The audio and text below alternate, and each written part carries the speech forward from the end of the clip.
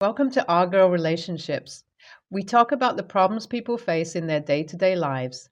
Let's start with the video. My sister-in-law, Amy, has wanted to have a close relationship with me ever since I began dating her brother, Nick. Amy and I went to the same high school and were pretty much in the same classes throughout our school lives, and well, needless to say, that resulted in us having the same group of friends. Then, when college happened and Amy and I got into the same undergraduate school, things became crazier. It started feeling like I was almost meant to be Amy's friend because even though we knew each other all our lives, Amy and I were, well, just acquaintances. And honestly, now that I look down memory lane, it was good that way because once I became her friend, it took me no longer than a year to realize why we weren't friends, and most importantly, why no one else from back in high school remained in touch with her, even though she constantly put so many efforts to do so. It is all rooted in her dirty jealousy. Amy was a jealous woman, and more importantly, Amy would do anything to get rid of her jealousy, and by anything, I mean absolutely anything, even if that meant turning other people's lives upside down. And I had found out about her antics the moment I had found her in bed with Alexandria's boyfriend. Alexandria, our high school friend. And why, you may ask? Why was Amy jealous of Alexandria and her boyfriend? It was simply because she seemed too happy and needed a reality check in life to keep her grounded. And yes, guys, it was at this moment that I realized Amy was crazy, absolutely out of her mind. I wanted to be far away from her, as far as I possibly could be. I met Nick at an intercollegiate fest. He was in his last year of getting his degree while I was at the start of my second year. We hit it off immediately that day, and I'm not going to bore you with the details, but we began dating soon after. And to put it in short, I was terrified. For the first couple of months at least, and not because I was scared or anything to be in a relationship, but because I was scared of Amy. I thought if I kept this secret for as long as I could. Nick and I both had decided to be a little hush-hush on the relationship for a while. So I got exactly 6 months before I found out that the nightmare I was trying to avoid was soon going to be a reality. And it was when Nick decided it was about time that he introduced me to his family. It was the first time I spent Christmas dinner with his family, and I was greeted by Amy. I still remember how she squealed, how she was so excited and she just knew I was hiding something from her. I was stunned, but I held my composure somehow and went about the meeting, and that is where I found out where Amy got her horrible attitude from. It was from her darn family. I mean, they spoiled her rotten, guys. She was the youngest in the family after Nick and the only daughter. Nick's family was rich and, well, according to them, their little princess could do no wrong. And even if she did something wrong, it was a mistake. And if it wasn't a mistake, then it was just the other person's fault. I know I should have run for the hills at that moment itself, but I was crazy, young, and in love. And with the weirdest combination of fate, I decided to stay with him, and here we are. Nick and I have been together for a whopping 5 years now, engaged for 2. Amy has been trying to become my best friend, but I know she's looking for ways to outshine me time and again because I am the reason why her shine has dulled. She thinks I owe her a relationship simply because I'm with her brother. It feels like an obsession to me. Looking at her doing all these grand gestures to befriend me, all the while absolutely not respecting the lives of people around us, is the thing I hate the most about her. She knows it. I know it. Nick knows it, and his entire family knows it, and can see it clearly for themselves, but no one wants to speak about it. It feels like screaming in a void every time anyone ever brings it up. But how long was everyone going to suppress this topic? It was all going to come to a head And it did, right before Nick and I tied the knot. It all started off the moment we announced our marriage. Amy was so excited because she was going to be the maid of honor. I immediately cut down her assumption and told her she wasn't going to be. Amy thought she could somehow get me to change my mind on this. Then she got my in-laws, Nick, our relatives, and even my parents to pile up on me. But even with all this pressure, I just knew I couldn't let Amy win this fight. I knew this wasn't her trying to build a bond. I knew she was trying to insert herself, something she's mentioned hundreds of times. Here's the thing, though. Ever since I've decided to stay on my grounds, not just my in-laws, but even Nick, who knows everything Amy has done, have gone as far as to say he's reconsidering the marriage. My in-laws have decided to pull out the money they were planning to put into the wedding. Now, this wasn't the reaction I was expecting. I mean, I'm not surprised, but I am disappointed. Am I so much of an a-hole in this situation? I truly appreciate some advice here. I decided to move in with Alexandria, one of the only people living close by to me, and dare I say, one of the only people who cares enough to understand my side of the situation. I've had enough. I truly have. I honestly can't get myself to act like someone who understands Amy anymore. Screw her and my in-laws. I truly don't think that excuses her for being a horrible person. But this isn't a post to confirm to you guys that Nick and I have officially separated. I know that is what a lot of you guys are expecting, but sadly, I cannot give that to you guys, at least yet. But what I made this post for is to tell you guys we definitely have taken a short break from this situation. And yes, that means we've also postponed the wedding. I'll keep you guys updated on what happens next. It's been 2 weeks since everything went down, and well, quite a lot has stirred up ever since. Firstly, Nick and I finally decided to meet up and talk. I'm sad that I have to say this, but the meeting was not what I was expecting. To start things off, Nick wasn't there alone, as he had promised. It immediately gave me a sense that this wasn't the Nick that I knew. This wasn't the mature, smart, and communicative Nick that I had once loved. He came there with his mom and Amy, both looking like they were ready to pile up on me. The moment I saw them, I was honestly ready to turn my back around and go back home, but I knew if I didn't face them in this situation, there wouldn't be much of a point to any of this. So I went ahead and sat down at the table. Nick looked guilty.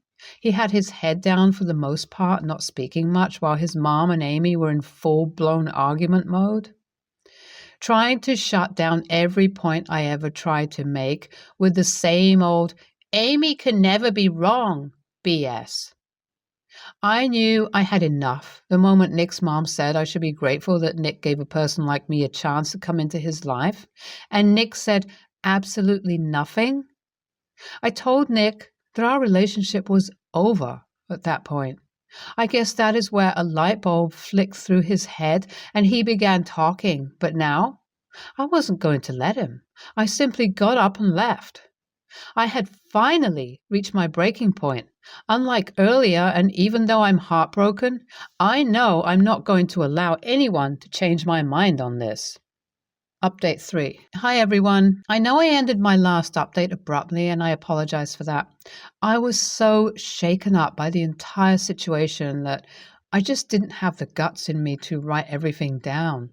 But it's been 2 months since everything went down, and I think I've reached a point where I can talk about this situation without shaking like I usually do. So, as you all know, Nick and I separated by the time I posted my second update. Today, I finally moved out of our shared apartment into my place, and this may sound weird to a lot of you, but I feel like I finally can take a breath of fresh air. And it was all because I sat and thought through things and realized just how much Nick was like Amy and all of his family, and just how much I was trying to get myself convinced that it wasn't all that bad. I wouldn't lie and say I don't think things were different. I still think Nick would have stood up for me, especially the moments he tries to reach out to me, apologizing to me for everything, asking me to get back with him because he just realized how much he had messed up. But I know for a fact I just can't give him that chance. I know my self-worth a little too much to take him back after what he had done to me at the restaurant back when we decided to meet. So that's where I am currently. It feels like I'm starting from stage one in life once again after everything I had built in college. But I've also come to a point where I'm okay with that because at least I can feel a sense of self-respect while doing so. So thanks everyone for being so kind and helpful. ESH. Indeed, your in-laws are the a-hole, but you're not any lesser of an a-hole to yourself if you thought your partner would be any better if he supports a sister like Amy. NTA, glad you stood your ground before it was too late. Talk about a crazy entitled family. NTA, I guess you were right when you said you were young, dumb, and stupid because the red flags were probably there all along. You just saw them now. Regardless, sooner or later, I'm just glad that you did, OP. Good luck with this new chapter of your life. I'm 31, female. My ex-husband, 35, male, got married less than 6 months ago with his girlfriend, 25, female, and she got pregnant very fast. Recently, he told me that they were having a girl. I am a huge fan of the movie Frozen, so when our daughter, 6, female, was born, I wanted to name her Elsa, and my husband agreed to that. I know it is a little dumb to name your kids after things like that, but it was not a super unusual or ugly name. It is pretty, and it means a lot to me. My husband and I divorced when our daughter was 3. We don't hate each other, but we're not best friends either. The issue with the new baby is that he explained to me that after he told his new wife the story behind the name of Elsa, she proposed that their daughter should be named Anna, so they could be sisters like in the movie. For me, it is totally unfair that they are stealing my naming process from me like that. What if I have another daughter? It would have been perfect to name her Anna, and now I wouldn't be able to do it without it looking like I'm stealing from them. My husband doesn't even like Frozen that much. He always said his favorite Disney animated movie was Bolt. I don't know if the mother likes Frozen, but I am totally sure she doesn't like it as much as me. I demanded to him that they choose another name, but he thinks I'm acting crazy. I call my divorce lawyer, but she doesn't think there is anything we can do about this. My mother just laughed at me. I feel so defeated. My sadness turned into anger, and in an impulse of rage, I called my ex-husband. I told him that if they insisted on using that name, I would make everything I could to sabotage the relationship between our daughter and theirs. So they never were real sisters like Elsa and Anna. He got really angry and said horrible things to me. I immediately regretted saying what I said, and it is not true. I would never do that, but this whole situation has been so horrible for me, and now he is really angry too. I think that I am ultimately in the right about why they shouldn't use that name, but I was wrong in saying what I said. I want to insist on them picking another name, but without going too far. Am I the a-hole? YTA. You have every right to be upset, but that's where it ends. It's a shitty circumstance, which is understandable to feel upset and angry. But to demand they don't name their daughter what they choose and to call your divorce lawyer is batshit crazy. You have absolutely zero say in what other couples name their child, even if you were previously with one of them. And try to calm down and look at what you're saying. 3 adults are arguing who gets to name their child after Disney characters and who doesn't. This is some shit I'd expect out of my 7-year-old cousins, not grown-ass parents. YTA, you don't own the naming process, particularly ones that are not original to you. Naming kids based on popular characters are not unique. Also, you opened the door to this when you named your first child. Your ex was part of the first child's naming process by giving his okay, and you shouldn't be surprised that he is using a similar, same process to name his second. I, 31, have about 67,000 in debt between college, my car, and a little bit on my credit card. I've been making my monthly payments on all of them, but it will still be many decades before I'm debt-free. My fiance, 29, is relatively debt-free. This wasn't always the case. She got a few scholarships to help with college, but did still have to take out a few loans to finish things up. She had to get a new car because the old one was cursed and was in more accidents while parked than we can count. And she did go through a manic period and almost run up her credit card in her early 20s shopping so much. However, she spent a lot of time getting her finances in order, working multiple side gigs on top of her normal job, which I commend her for, and now is debt-free except for her mortgage, which she makes a ton of extra payments towards, and has almost $300,000 in investments, savings, etc. I'm very proud of her for everything she's done.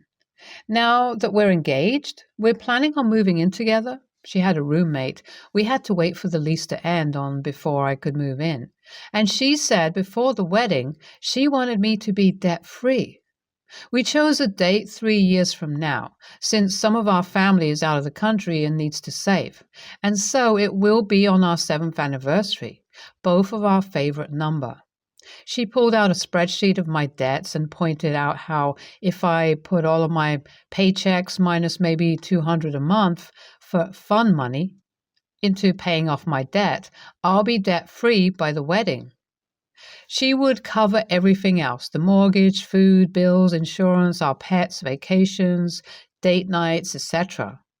We could then both aggressively save for that last bit of time for a nice honeymoon, and after that, focus a good amount of our funds on taking out the mortgage and getting my own savings up to snuff. I thought about it for a day or so and came back with this counteroffer. She pays off my debts and I pay her back in a year and a half, since I wouldn't also have to be paying interest. We would put a bigger dent in the mortgage and still stick to the timeline. She seemed unhappy with this and said she would have to think about it first. I casually mentioned it to my friends over beer to get another perspective, and they said I'm the a-hole and they would do anything to have her 2-year offer to get debt-free, and that even if I paid her back, I'd still be taking 1/5 of her savings for a year and a half. So I'm here for judgment. Am I the a-hole? YTA, financially, freedom and independence is clearly hugely important to her. She is being so gracious and hardworking to cover all of the bills while you get your life together financially, and you want to ask for more? Also, even if you want her to loan you the money, you need to get it all done in writing with strict timelines for payback and clear compensation for her if you can't. If you can't figure out how to meet her need to a debt-free partner, then end it now and let her move on to someone with similar goals. YTA, just pay your debt. I don't see what the problem here is. Obviously, she crunched the numbers and you can afford to pay your debt back in the time limit with $200 in fun money left over every paycheck, while she pays for all of the bills and date nights and everything else. I'm lucky if I get $200 a month for fun money after paying all of my own bills and whatnot. You sound like you'd rather she just take care of it all at once with a far-off payment date, which sounds a whole lot like you want her to pay for it all so that you can neglect paying for it. I have doubts you'd remember to save it all back and would pay her back in that time. No matter how much money she has or how much she loves you, taking on $67,000 of debt for somebody else is always a gamble on your own finances. She is essentially handing you that money with no guarantee you'll pay her back for it. You sound like you spend your money poorly to begin with. You say it will be many decades until you're debt-free, but she came up with a plan to get you there in 3 years where you don't have to pay for anything else at all, and you won't even take that. YTA, because she laid a good plan where she covers most of, not all living expenses from what I can tell, and you can be debt-free before marriage. Instead, you counteroffer and put her into a bad position where she will be left with your debt and burden if you separate and refuse to pay her back. Of course, no one likes interest rates, but your counter is her having to take 100% of the risk if you don't pay her back. Don't do this to her. It's not fair. She paid off her debit. Do your job. Say thank you. Don't be greedy and don't put her in a bad emotional or monetary position. Plus, if her capital savings is locked into some long-term GICs, then the interest paid by you is offset by what she gains from her return. If you marry, then you can use her returns on the investment to pay towards mortgage or whatever else.